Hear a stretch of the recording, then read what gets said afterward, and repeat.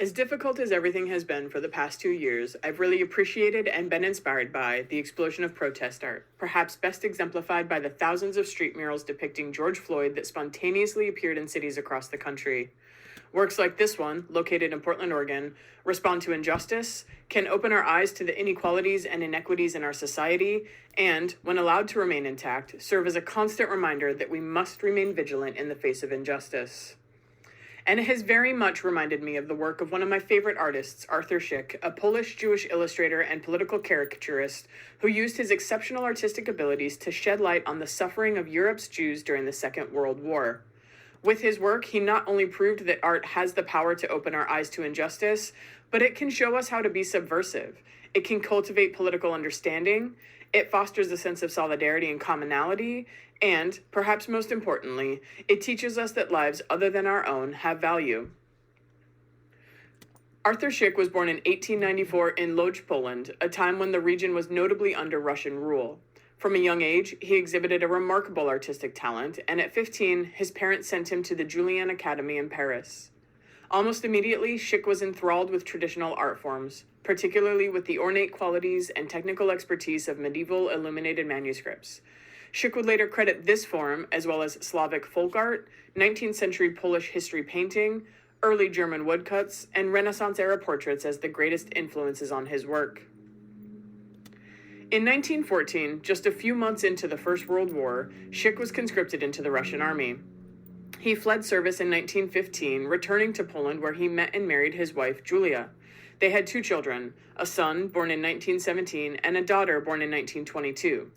From 1921 to 1937, Szyk lived and created his works primarily in France and Poland. It was while working in both of these countries that Szyk began to earn a reputation as an artist and book illustrator, not only for his exceptional talents as a manuscript illuminator, but also for his commitment to human rights and ideals of freedom. In 1932, for example, he created a 45-piece illuminated interpretation of the Statute of Calais, known informally as the General Charter of Jewish Liberties. This 13th century statute granted wide-ranging and unprecedented legal rights to the Jews of Poland. He chose to recreate this work at this time specifically to remind Polish Jews, and hopefully the whole of Poland, that persecution of Jews should not and would not be tolerated. It was also a reminder that Jews fought to defend the country against foreign oppression during the history of Poland's struggle for independence, again with the hope that Jews might be remembered by Poland as comrades and not foes. Throughout the 1930s, he was also working on what is considered the greatest work of his career, and perhaps what many of you know him for, the Passover Haggadah, published in London in 1940. In it, Szyk parallels the oppression of the Jewish people's exodus from slavery in Egypt with the then modern-day European Jews in Nazi Germany. A quick side note here, when his Haggadah was published, each of the 250 copies printed would cost $500 apiece. This made it the most expensive book ever published and marketed at that time. In 1940, Szyk moved his family to the United States. Szyk adored and admired the U.S. He paid tribute to President George Washington and the American nation in general by creating a set of 38 watercolors depicting the valor and successes of the American Revolutionary War.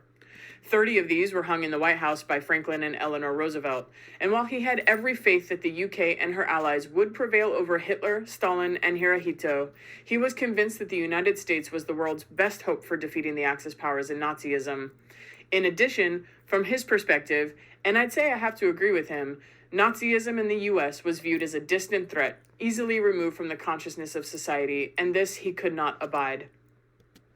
Though he loved the U.S. and was reportedly ecstatic at having been granted American citizenship in 1948, his love for his home country of Poland never wavered.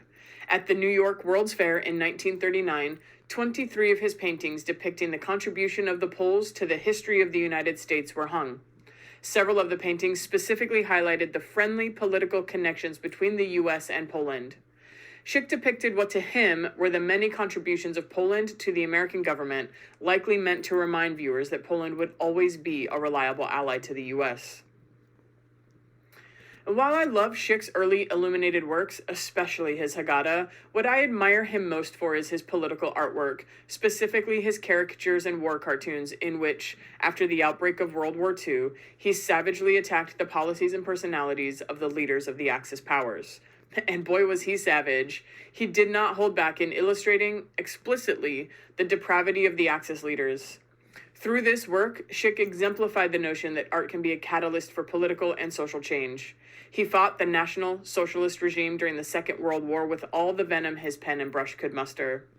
Because of his work, Eleanor Roosevelt called him a one-man army against Hitler, fighting the war against fascism as truly as any who cannot actually be on the fighting fronts. He also hoped that his relentless and vicious images of Nazi brutality would raise awareness of the Holocaust, and he was arguably very successful. Esquire reported that his political art was more popular with soldiers than even pinup girls were. Szyk was everywhere. His work was as recognizable as Norman Rockwell's, and people responded to what he had to say. Various corporations asked him to create caricatures for their own advertising efforts. He drew patriotic ads for U.S. Treasury war bonds, and he created a series of stamps to help raise funds for both the war and other humanitarian causes. And a reported 1 million plus soldiers saw his work on posters displayed throughout more than 500 USO centers across the U.S. It really was impossible not to be familiar with his work at that time. As an artist, Szyk was ahead of his time in so many ways. He sought to redefine how Jews viewed themselves and how others viewed them as well, and he challenged the notion that Jewish history was merely one long saga of suffering. He was keen on showing the world that the Jewish people were capable of determining their own destiny. This actually got me thinking about Salo Baron's groundbreaking historical work of 1963, in which he challenges what he calls the lachrymose view of Jewish history, whereby, he states, we have overemphasized Jewish suffering to the detriment of Jewish engagement with the communities in which they live. He went on to say, suffering is part of the destiny of the Jews, but so is repeated joy as well as ultimate redemption. This resonates so well with both the Jewish determination and cultural Zionism that were so dear to Arthur Szyk. And curator Stephen Luckart said, in many of Szyk's political choices, he seems to have been motivated by the desire to do what he felt was best for the Jewish people and for the countries in which he lived or supported. In Szyk's estimation, the American public was reluctant to appreciate the experience of the Jews in Europe. As such, Szyk dedicated his talents to spreading news of what was happening in Europe with a determination no other artist at that time did. Szyk advocated for society at large, creating work that confronted bigotry, intolerance, and authoritarianism. He did this through a distinctively and explicitly Jewish lens, with attention to Jewish tradition and Jewish values of caring for one another and for all of society. And while he was determined that his art would be powerfully confrontational in the fight against fascism, he did not stop with Hitler and the Axis powers. After the war, he spoke out through his work just as fervently against the racial discrimination experienced by black servicemen in the U.S. Army and throughout the United States in general.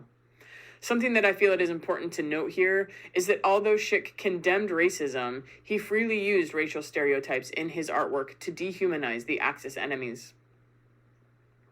Arthur Szyk died of a heart attack on September 13, 1951, at the age of 57.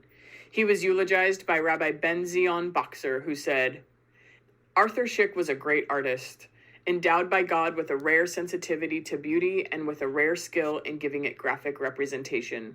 He used his talents to create a series of works of splendor and magnificence that will live forever in the history of art. But Arthur Szyk was more than a great artist. He was a great man, a champion of justice, a fearless warrior in the cause of every humanitarian endeavor. His art was his tool, and he used it brilliantly. It was in his hands a weapon of struggle with which he fought for the causes close to his heart. And Szyk himself said, speaking at the peak of the Second World War, an artist, especially a Jewish artist, cannot remain neutral in these times.